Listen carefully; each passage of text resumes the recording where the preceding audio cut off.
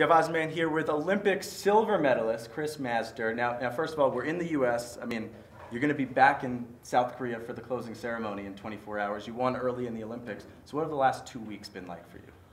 Oh, well, the last 2 weeks have been pretty much a complete whirlwind. There was a point, though, that after I received my silver medal, I still did have one more competition a couple days later. So I wasn't too crazy. I was still very focused on doing well in that event. But for the most part, it has been something that I was not expecting. Like, I don't feel like I've slept very much, but also the support that I've received from family, friends, all the past generation of Luge athletes reaching out, that's been like the biggest impact on me. So it's just been this really emotional roller coaster, but it's been a lot of fun. Right after you won, there was the iconic shot of your sister crying there. Yeah, when did you see bawling. that? When did you see that? I saw it that night. Okay. That night, because they replayed it. People saved it. They sent it in. But when I come up the outrun, I missed that. Obviously, I do have the best fans, so I know exactly where they are. They have body paint on. They're in sports bras, and against a sea of red, white, and blue, it's very easy to pick them out, which is awesome because I come up and you're right there. That's where I'm running. Did she tell you she had cried, or did she let that be a surprise when you saw the video? Everyone was crying.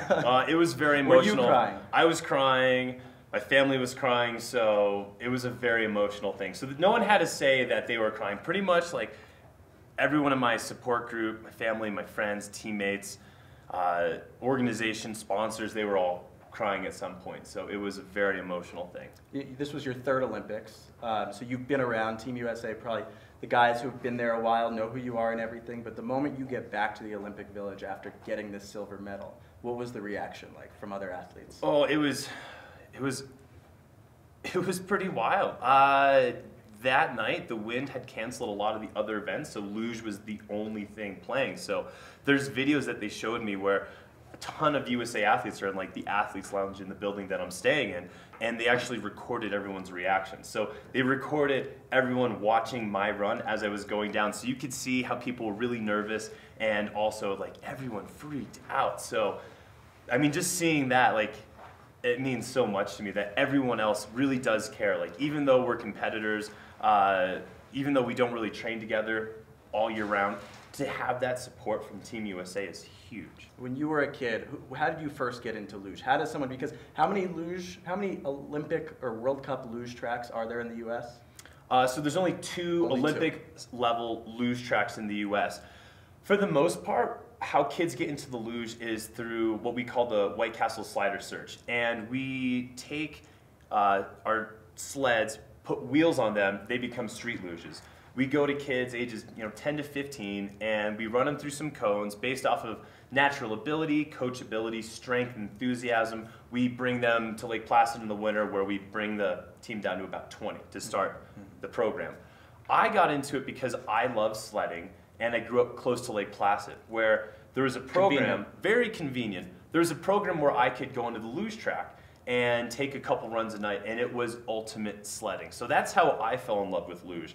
It was the largest sledding hill I could do as a kid. Did someone give you the key, like basketball players get the key to the gym late? Did someone give you the key to the luge track? You could just walk on it when no one was watching? No, it's hard to schedule time at luge tracks. Unfortunately, it's not that easy, and that's the critical mass that we're reaching.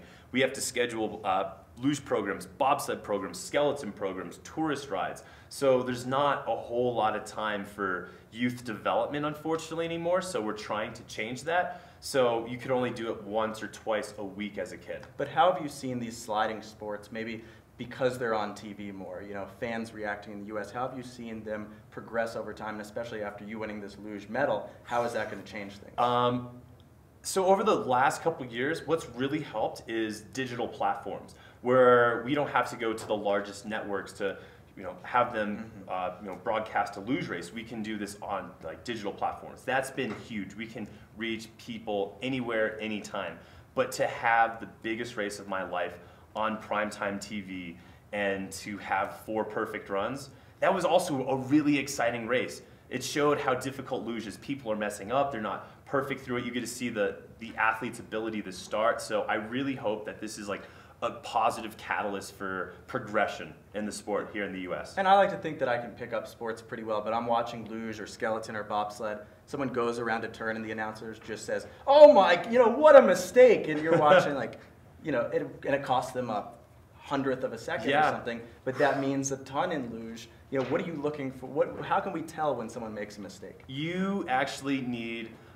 You need to rely on the commentator. You need a good commentator that can walk you through what's happening. Because a lot of times those little mistakes, like after 4 runs, 3.5 minutes of sliding, I missed out on the goal by 26,000th of a second.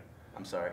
I mean, I feel like this is a win. I really feel like this is a win. I'm not bummed at all. Even watching the video, you even winning silver, you celebrate. Oh my God, yeah. Everyone said, silver's the worst because you just missed gold, but bronze, you're happy to be on the podium. I'm like, no, I'm pumped to be on the podium with silver. That wasn't even a consideration. But it's so hard for the untrained eye to pick up on what we're doing. It really does look at the highest level that we're just laying there and going down, but that's 2 decades of doing this every winter, every day. And we're driving with our shoulders, our hands, we're relaxed, our position, our confidence, our feet, our lines, like every little part of the body controls the luge sled. And if one of those little things are off, you're losing time. So you need a commentator to point that out to you while it's going down. How do you practice during the summer? You can't physically recreate a luge run in the summer. We do street luge, which is fun, but the thing about street luge is there's friction. So in the winter, when we're going down, there's not a whole lot of friction. We're kind of out of control, and that's what makes you fast. It's that balance of being out of control and in control. So we just work on upper body explosive power, overall coordination, flexibility. I like to do just kind of a bunch of just random things. I love rock climbing, mountain biking, motorcycle, cliff jumping, things that... Dangerous things. They're not dangerous in the sense that if you have to start low and work your way up. So you have to build your confidence. You have to get out of your comfort zone. But I mean, I have 0 broken bones, 0 concussions. So I don't take huge risks, but just enough risk where it challenges me. What is ideal luge body type? Like, what is ideal luge dimensions? There isn't an ideal luge body type. The guy who finished 2nd overall in the world this year, he's 5'6" and built like a brick. The guy who won the overall, he's 6'3", pretty lean. We're all over the place. So aerodynamics is big. In gravities, it's a gravity sport too. So heavy aerodynamics. You can't be a cheese wedge going down, but heavier is better. There's no perfect body type, but well, on that, how much time did you spend creating your suit? Like working with the guys, maybe from whoever is the provider of the luge suit, getting it exactly right. Well, so measurements are really important. Our suit is tight in all the wrong places. It's not warm. It's all about aerodynamics. It's built for speed, not for comfort. So we work with wind tunnels. We test materials. The most frustrating thing is when you test a fast material, you order it, you get it back, and they ran out of that material, so they gave you a different material. And you're like, what did we do all this work for? What is this? So we're down to the 1,000th of a second. We're nitpicking suits, we're nitpicking steels, pods, aerodynamics, our body position, how far back our head is. There's so many elements that are involved in like a perfect run. What can you see during a normal run? What are you actually seeing? Well, if you want to pick your head up and go slow, you can see the whole way down. But when you're starting to push back, we do it a lot off of feel. When we go into these corners, we're pulling up to 5-6 Gs. So based off of the pressure on our body, knowing where we are in the curve, like our peripherals are pretty big. Like I have some visual cues which might be outside of the track, or like noticing how close I'm getting to the woods and the pressure on my body. And then when you come out, you can clearly see that, hey, there's a wall right next to me. Just relax, you're fine, that's where you need to be. But we go off of feel and just some kind of random visual cues. But when we first start going down, we're looking where we're going. A kid comes up to you, says he wants to get into luge. What's your first piece of advice? Do you like sledding? That's my question to the kid. Do you like sledding? And if they're like, I love sledding, good. We can do something with you.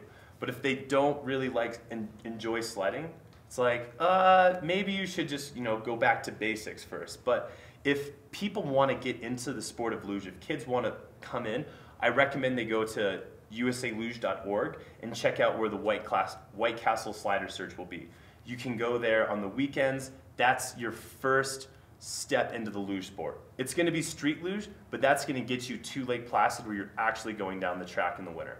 Let's talk about this medal. When you got it, what are some things, just the physical medal itself? Are there any details that we should know about that? Absolutely. I see rings, but... So this is like, it's a really classic medal. I wouldn't know, but... The ridges that you see here actually come from the Korean consonants that are etched into this side of the medal. Okay. And it says PyeongChang 2018 in only consonants.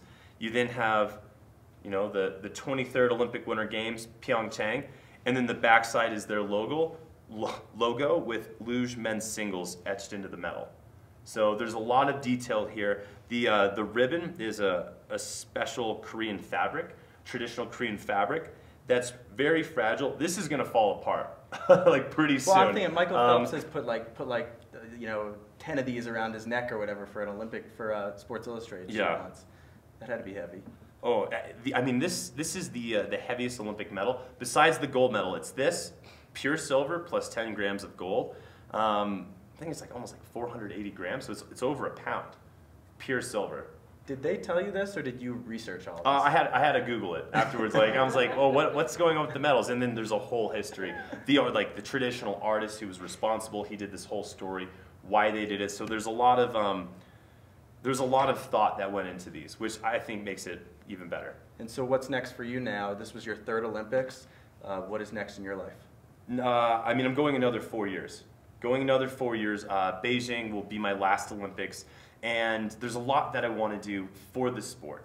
I sit on I'm the chair of the Athletes Commission for the Federation of International Luge. So I sit on the executive board of our international federation and also USA Luge. So I want to make this sport better for the athletes, and also try to grow the sport however I can. So the next 4 years, not only am I working on myself, but I want to make this sport a better place for athletes, spectators, and everyone involved. What does that mean 20 years from now? When you show up at the Olympics 20 years from now, maybe Salt Lake, who knows where it is. Hopefully Salt Lake, what is in 8 years? Yeah. We'll go with 8 years. Hopefully sooner than that, but 20 years down the road, maybe 30 years, what do you want to see from the sport?